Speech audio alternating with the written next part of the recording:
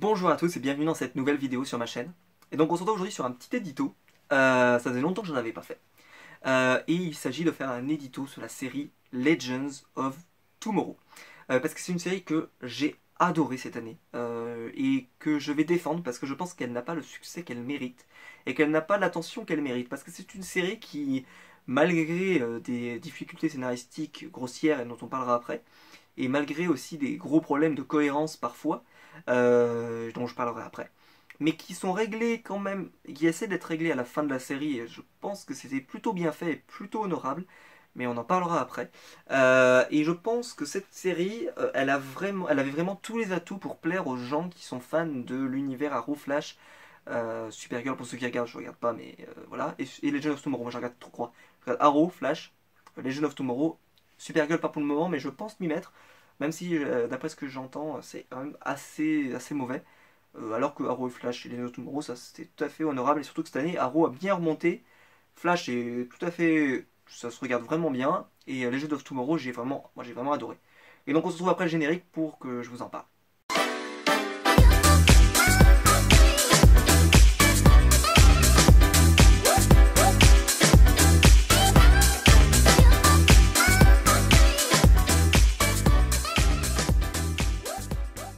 Donc aujourd'hui on va vous parler de la série Legends of Tomorrow, qui est une série qui est produite sur la CW, avec donc dans l'univers en fait qui cohabite avec l'univers Arrow, Flash, Legends of Tomorrow et Supergirl.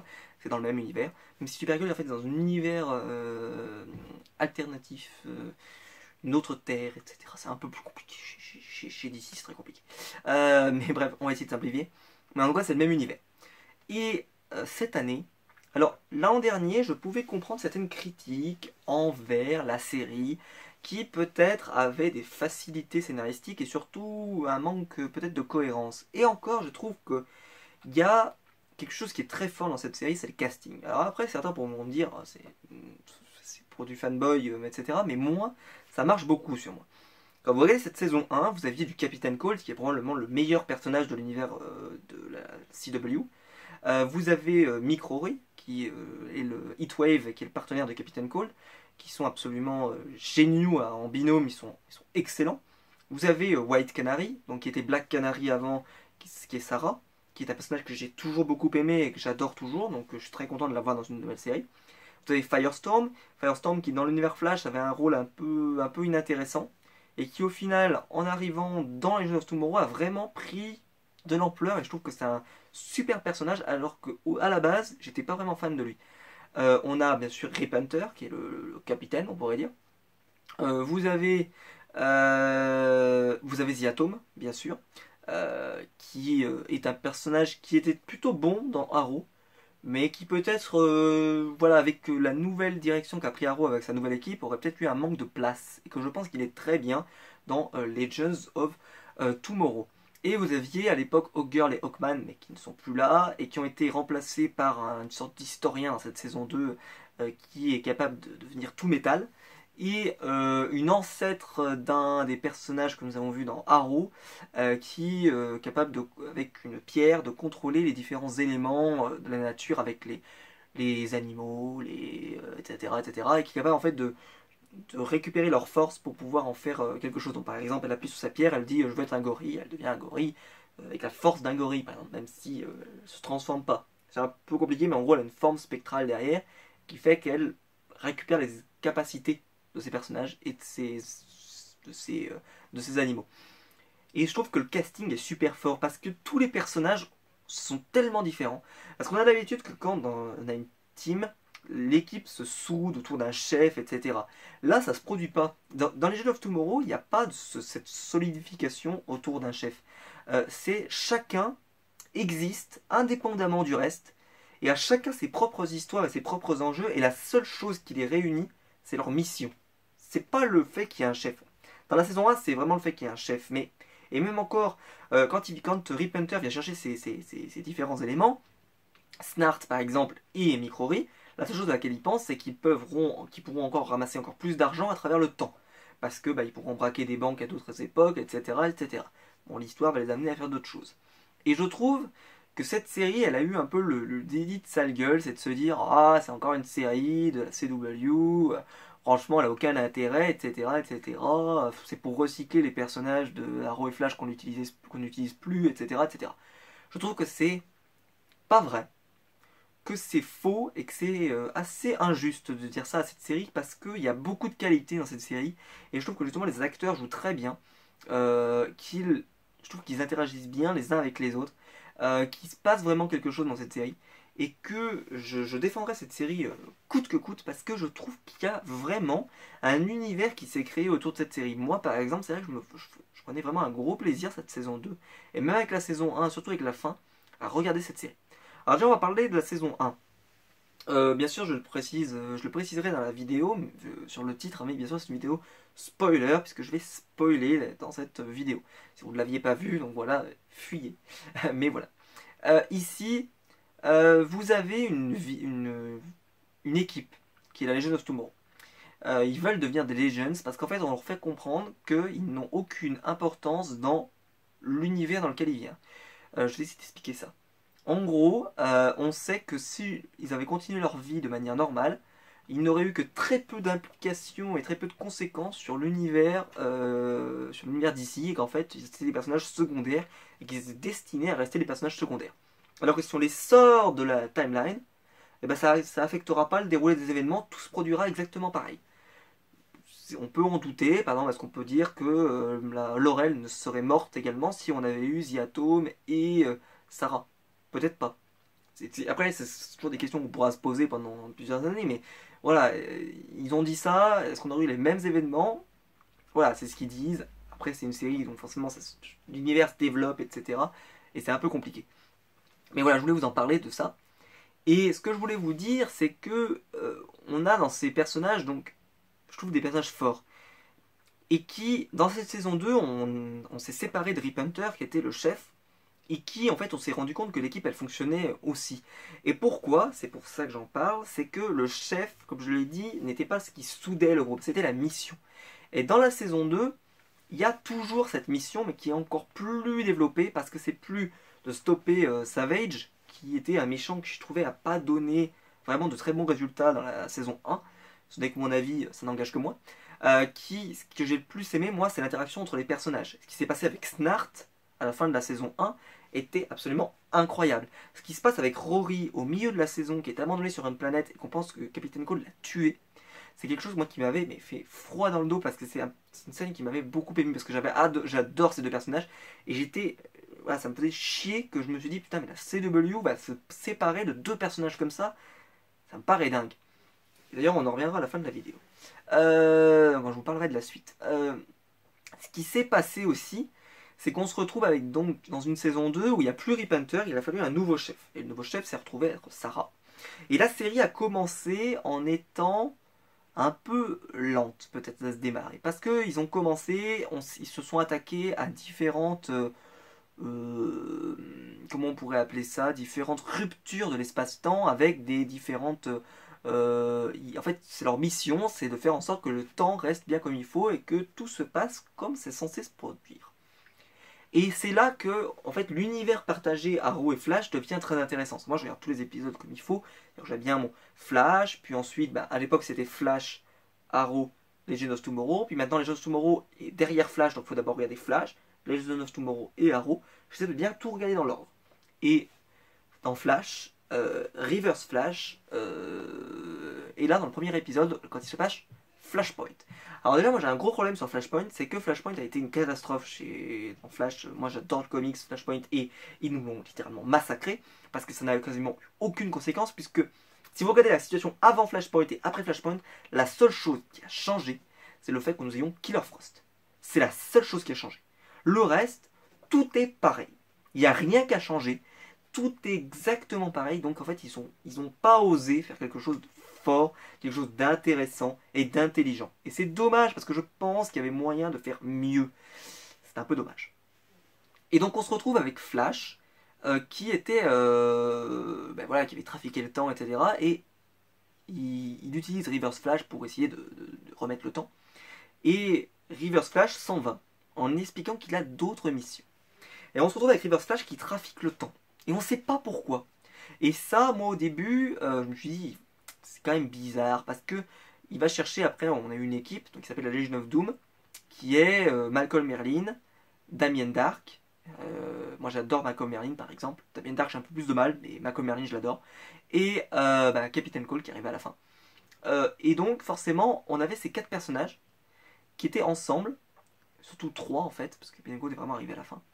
Et Captain Cole s'était sacrifié dans la fin de la saison 1, donc dans une scène qui est absolument magique, enfin, parce qu'on perdait, voilà, on était à deux doigts de perdre pas mal de personnages, et en fait au final on perd le personnage que j'aimais le plus. J'étais dégoûté, parce qu'ils auraient pu sacrifier un membre de Firestorm, ils auraient pu sacrifier... Alors moi je comprends pas qu'ils aient pas sacrifié Firestorm, et on aurait pu découvrir que il aurait résisté au souffle de l'explosion. Mais que justement, en résistant au souffle, comment on aurait pu expliquer ça, il aurait survécu et ça l'aurait affecté, etc. On aurait pu trouver une facilité scénaristique comme ça. C'est un peu dommage. Bref. Et on se retrouve donc avec une série qui est Flash et Arrow, qui donc là se retrouvent en cohérence avec ce qui se passe dans l'univers. Par exemple, ils reprennent beaucoup le fait que Sarah a perdu sa sœur. Ça c'est quelque chose qui revient beaucoup. Et Flash, donc, et Reverse Flash, qui en fait a été effacé de la timeline. Et ça, je l'avais pas forcément j'avais pas forcément pris conscience de ça. Et il a fallu qu'on me le dise pour que j'en prenne conscience. Et pourtant, c'est tellement évident que puisque Flash a disparu, puisque le père, enfin l'un des ascendants de Reverse Flash a disparu, il ne peut plus exister. Et pourtant, il est toujours là depuis un petit moment, et on ne comprenait pas pourquoi. Alors moi, je suppose que Reverse Flash va revenir, et qu'en fait, cette disparition n'est que ce sacrifice, il va y avoir un retournement avant la fin. J'en suis convaincu dans Flash, parce qu'ils ne peuvent pas se priver de Reverse Flash, qui est un des méchants les plus iconiques de Flash, ça me semblerait fou. Et ce qui s'est passé, c'est qu'on comprend mieux qu'en fait Reverse Flash n'est pas aussi méchant qu'il n'y paraît, et en fait que il a tué un des personnages au début de la saison, qu'on connaissait très peu, on n'avait absolument rien à foutre de ce personnage. Il s'appelait, je ne sais même plus de son prénom, qui était un ami justement du groupe qu'on avait vu dans la saison 1, mais qui est pas très intéressant. Enfin, en fait, ça a été l'élément déclencheur. On voit que Reverse Flash fait des choses, mais on comprend pas des masses. Et plus l'histoire a avancé, plus le scénario s'est construit autour de la lance du destin, quelque chose comme ça, qui est censé réécrire la réalité. Et donc, ce qu'il voulait, c'est pouvoir justement réécrire la réalité pour sauver Reverse Flash, pour se sauver la vie, parce que l'un des personnages qui veut essayer de rectifier le temps, et d'ailleurs il s'est attaqué à Flash également avec Flashpoint, il se retrouve à vouloir rectifier le temps, et donc à vouloir supprimer Reverse Flash. Et donc on a eu toute la saison qui s'est passée, et je trouve que en fait on a eu une cohérence à l'intérieur de l'univers de Legends of Tomorrow qui est très intéressant. Maintenant on va parler de quelque chose, c'est la fin. La fin, il se passe que en fait il y a des dinosaures en plein milieu de Central City. Et là, moi je dis non, ça passe pas, puisque si vous regardez l'épisode dans l'ordre, vous arrivez après dans Arrow, et là tu te dis, oh, dans Arrow il va y avoir les dinosaures. Et en fait, pas du tout. L'histoire ne continue pas, l'histoire s'arrête, et on attendra la saison prochaine. Là pour moi, c'est que ça m'a posé un petit problème, parce que je me suis dit, ah, ça fait chier. Par exemple, c'est pareil, quand on a eu la rupture, quand Reverse Flash réécrit la réalité, et ben ça n'a pas affecté ni Flash, ni Arrow. Pas du tout. Alors que Flashpoint, lui, avait affecté tout le monde. Donc là, par exemple, il y a eu. Ils ont eu une bonne intention en faisant quelque chose avec Flashpoint qui intégrait tout l'univers d'ici. Ça, en fait, ils vont pas jusqu'au bout. Et ça, c'est un peu dommage. Je trouve que dans cette série, ils avaient tellement de bonnes choses à faire passer que je pense qu'ils ont dû en sacrifier parce que l'histoire dans Arrow et Flash est tellement importante et il se passe tellement de choses. Surtout dans Arrow, il se passe beaucoup de choses. C'est très sombre cette année. Je pense qu'ils n'ont pas voulu en plus mettre dans les pattes l'univers des Legends of Tomorrow. Pour eux, c'est déjà, il se passe beaucoup de choses. Là en ce moment, pour ceux qui regardent, il y a des Bradva qui est à Starling City. Vous avez l'un des méchants qui s'appelle Prometheus qui est très badass. Arrow qui est devenu très dark, enfin qui est redevenu très dark. Avec une équipe nouvelle, etc. Enfin, je pense qu'ils n'avaient peut-être pas envie forcément de se retrouver avec une équipe là qui arrive avec des enjeux, etc. Bla bla. Ils se sont peut-être dit c'est bon, on s'en fout, on continue dans notre lancée. Mais c'est un peu dommage qu'il n'y ait pas cette cohérence d'univers comme il peut y avoir par exemple chez Marvel avec Daredevil, même si dans Marvel ils vous disent qu'il y a de la cohérence, mais quand je vois Iron Fist et qui va avoir comme méchant la main et qu'il n'y a jamais de référence à Daredevil, alors que Daredevil c'est le méchant principal de la main, c'est notre antagonisme, c'est connu de tout le monde, il n'y a jamais, enfin, je veux dire, t'as la main qui est là et tout, et jamais Daredevil n'intervient, jamais, non. Donc pareil, en fait on se rend compte que ces univers partagés, etc., c'est compliqué de faire un univers extrêmement cohérent à travers ce que chaque série veut raconter. Et c'est un peu compliqué, et c'est dommage parce que bah, ça ne récompense pas forcément ceux qui regardent tout. Même si, justement, je trouve que ça a récompensé aussi ceux qui regardaient tout avec ce qui s'est passé avec Lores, ce qui s'est passé avec Reverse Flash, etc. On a eu beaucoup d'infos dans les autres séries annexes, qui étaient très intéressantes. D'ailleurs, le crossover n'était pas très réussi, mais ça a permis de tout lier et de faire vraiment une super cohérence. Après, on va parler des personnages. Comme je l'ai dit, le casting est excellent.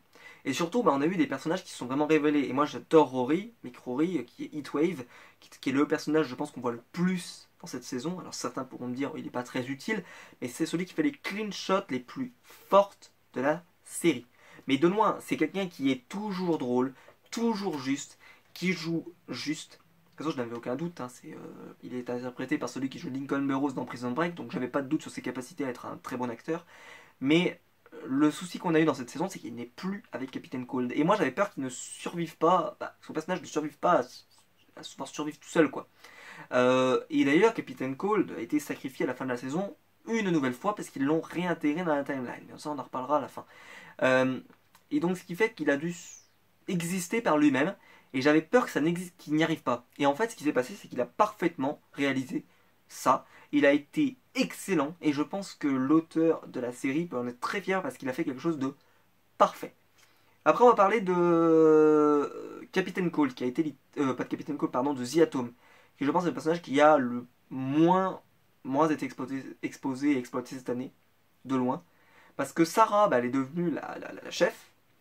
Firestorm, bah, ils ont toujours ces capacités intéressantes et puis surtout ils sont deux, il y a le côté un peu mécano, le côté intelligent de l'eau, etc.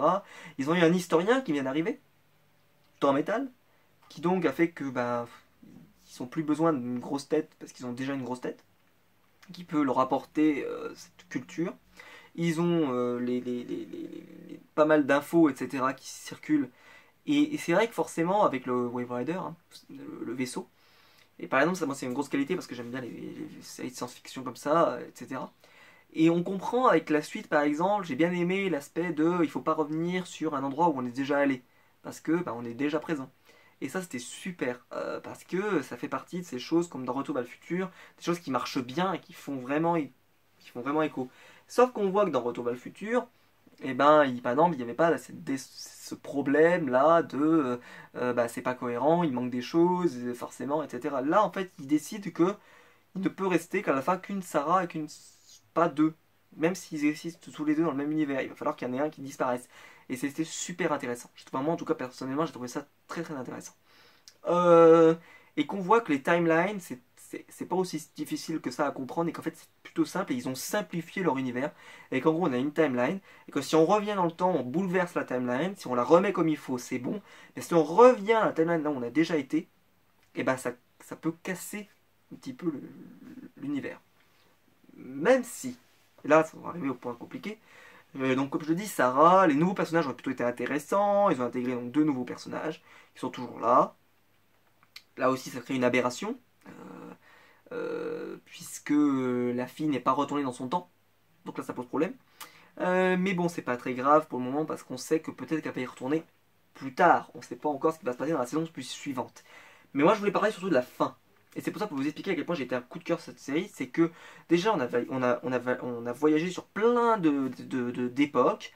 J'ai trouvé que le scénario était top. Il y a eu avec George Lucas, avec Tolkien, etc. C'était très très bien. J'ai bien aimé les clins d'œil. Franchement, Tolkien, des clins d'œil, il y en avait énormément au Seigneur des Anneaux. Si on connaît bien, c'était énorme. Sur comment on détruit une lance, ben, vous avez qu'à l'amener dans un volcan. D'accord, bah oui, donc toi tu vas amener un anneau dans un volcan en moment. Enfin, il y avait plein de références, j'ai trouvé que c'était très bien fait, que c'était très beau et que c'était surtout très intéressant. Et ce qui s'est passé aussi, c'est qu'on a eu une bonne équipe de méchants, et c'est ce qui manquait, je pense, dans la première, c'est que Vandal Savage, franchement, le fait qu'il soit immortel était un peu inintéressant, parce qu'au final, il finit par s'en débarrasser. Et surtout, on comprenait pas trop ses motivations, et même ses motivations à la fin, le twist n'était pas très intéressant, surtout tombait un peu comme un cheveu sur la soupe, c'était bizarre. Là, ce qui s'est passé, on pourrait dire, c'est que là, ils avaient un quatuor, ou plutôt un trio, qui était passionnant à suivre. Parce que les trois, ils n'avaient pas du tout le même objectif. Reverse Flash, on savait même pas ce qu'il voulait pendant les 3 quarts de la saison. Malcolm Merlin, il voulait retrouver sa fille, qui ne lui parle plus depuis les événements de la saison 3. Et Damien Dark, qui a trucidé, qui a été trucidé, donc forcément lui aussi il aimerait bien pouvoir s'en sortir. Et ce qui fait que ils ont chacun des objectifs, et c'est un peu comme dans l'équipe des Legends, chacun a un objectif, et en fait c'est ce qui fait leur unité, mais il n'y a pas vraiment de leader, et en fait River Sage va prendre le lead, et c'est ce qui va poser problème, plus que dans Legends of Tomorrow, il n'y a pas vraiment de lead, même si Sarah elle a cette posture un peu, voilà, mais il n'y a pas vraiment de leader, c'est plus une mission qui est le leader. Et là c'est pareil, la mission c'est de récupérer la lance du destin. Et ce qui va se passer à la fin, c'est qu'ils vont remettre des personnages, puisque River Sage est allé chercher ces personnages, ils ne sont pas arrivés comme ça, il allait chercher dans les timelines, donc il allait chercher par exemple en 1992, boum, il allait chercher tel personnage, etc. Bon là par exemple c'est plutôt en 2010, il allait chercher tel personnage, en 2013 il allait chercher tel personnage, etc. etc. Ce qui fait que, en fait ils les remettent dans leur temps. Ce qui fait que Damien Dark va se retrouver, d'ailleurs il y avait une énorme référence à Men in Black, parce qu'il leur avec un stylo, on aurait dit, il leur efface les souvenirs. Donc en fait, ils sont destinés à refaire ce qu'ils ont fait. Et donc là, c'est un peu mon coup de gueule, c'est que Captain Cold, c'est un personnage que j'adore, ils l'ont re-tué, enfin ils l'ont réenvoyé à la mort. Donc la seule espoir qu'on a, c'est que Captain Cold, il y avait eu des visions de Rory, bien avant que Captain Cold ne ressuscite, si on peut dire. Donc, ce qu'on pourrait imaginer, c'est que Rory n'a peut-être pas des illuminations et que il n'imagine peut-être pas ça et qu'en fait il y a vraiment Captain Cold qui a survécu à son explosion. En tout cas je l'espère parce que je trouve que ce serait vraiment dommage de se priver d'un personnage aussi fort que Captain Cold pour l'univers Flash. Je trouve que depuis qu'ils sont partis avec Flash, avec Rory, je trouve que la série est moins bonne. Certains pourront dire que non, mais moi je trouve qu'elle est moins bonne parce que on avait avant, je rappelle que dans la saison 1, on avait eu Reverse Flash, puis on avait Captain Cold, puis on avait Rory, puis on avait Grodd. Enfin, franchement, mais en nombre de méchants qu'on a eu sur toute la saison, c'était absolument incroyable. Et là, on n'a pas eu autant de méchants que ça, et c'est un peu dommage. Et ce qui fait que d'ailleurs, ça s'est vachement concentré. Maintenant, on a Alchemy, et puis l'autre Speedster, je sais plus comment il s'appelle là, le dieu de la vitesse là, Savatar. Savatar, je crois qu'il s'appelle un truc comme ça. Voilà, bon, forcément, c'est pas très intéressant, franchement. Les méchants, ils sont moins fous. Zoom était un bon méchant. Les deux méchants qui viennent d'arriver sont moins fous. Sauf que quand t'avais sur une saison complète plein de petits méchants qui arrivaient, qui disaient qu'en fait, sur 22 épisodes, t'avais aussi plein d'épisodes super, pour plein de raisons différentes, c'est un peu dommage. Et ce qui fait que cette série, moi j'ai eu un gros coup de cœur pour les Legends of Tomorrow parce que je trouve que les méchants sont bons, les héros sont bons. Rory a été super.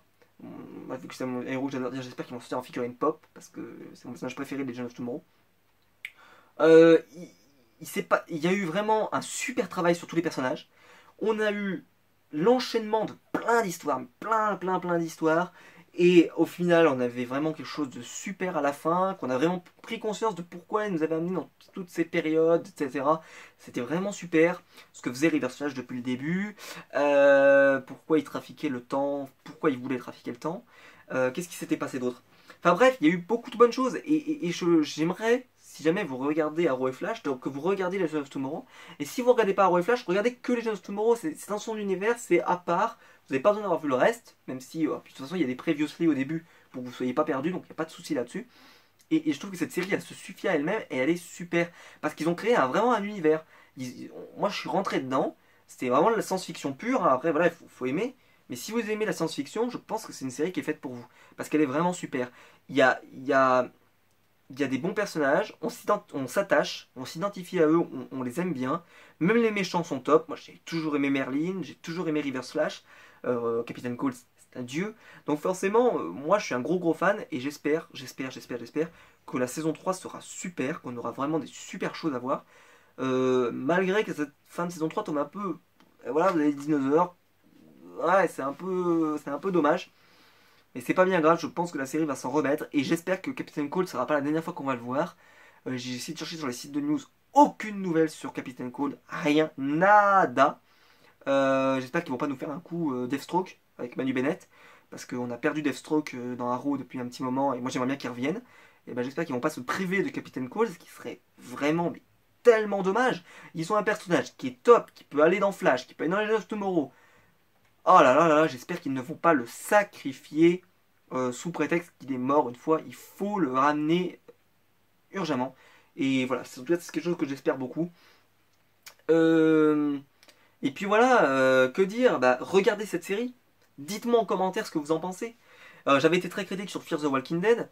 Mais là, par exemple, bah, je peux parler de coup de cœur aussi. Et là, franchement, pour moi, c'est un gros coup de cœur.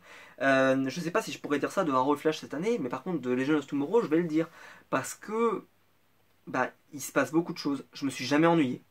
Il y en a plein des séries où je me suis ennuyé. Même Walking Dead, on s'ennuie. Enfin, faut être honnête, Walking Dead, on s'ennuie. Là, on s'ennuie pas. Il se passe plein de choses. Euh, euh, et puis les méchants, ils étaient top. Et ça, on peut dire ce qu'on veut, mais quand t'as une série comme bon, Daredevil, quand t'as le Punisher qui est hyper badass comme méchant, quand t'as Wilson Fisk comme méchant, quand t'as Deathstroke comme méchant, quand t'as Malcolm Merlyn en méchant, quand tu as Reverse Flash en méchant, quand tu as voilà, ça aide une série d'avoir un bon méchant. Euh, et c'est pas d'ailleurs voilà par exemple c'est ce qui peut manquer à cette série. Bah, dans Walking Dead ils ont un super méchant qui est Negan mais on le voit à peine. Il apparaît de temps en temps etc. Voilà et donc forcément on a dans Legend of Tomorrow une série qui se suffit à elle-même. Bons acteurs, bons méchants, une équipe qui fonctionne très bien malgré qu'en fait les personnages sont très différents. Rory qui est super. Et donc voilà, et donc je vous encourage vraiment à la regarder. Donc dites-moi en commentaire si vous la regardez. N'hésitez pas à liker la vidéo si jamais elle vous a plu. C'est ce qui m'aide le plus sur YouTube. Donc dites-moi si c'est le genre de format que vous aimez le plus ou si vous aimez regarder ça. Et que on se retrouvera donc très bientôt pour une prochaine vidéo sur ma chaîne. Je sais pas si je vous ferai une autre critique de série. Je pourrais toujours vous faire une critique de Walking Dead qui vient de se finir. J'en avais fait une sur Fear the Walking Dead, je peux toujours le faire. Pour le moment, je vais voir. Il faut que j'écrive 2-3 trucs pour savoir de quoi je vais parler. Mais en tout cas, voilà, donnez une chance à cette série. Essayez en tout cas. Regardez la saison 1 et essayez de regarder la saison 2. Regardez si ça vous plaît, etc. Parce que la saison 2 était top. Et je le dis et je le maintiens. Ce n'est pas une série que pour ados. C'est aussi une série pour des gens qui ont envie de se détendre, qui ont envie de vraiment se plonger dans un univers. Voilà, si vous voulez vraiment vous détendre, regardez cette série. Elle fera le job. On se retrouve donc très bientôt sur ma chaîne. A bientôt!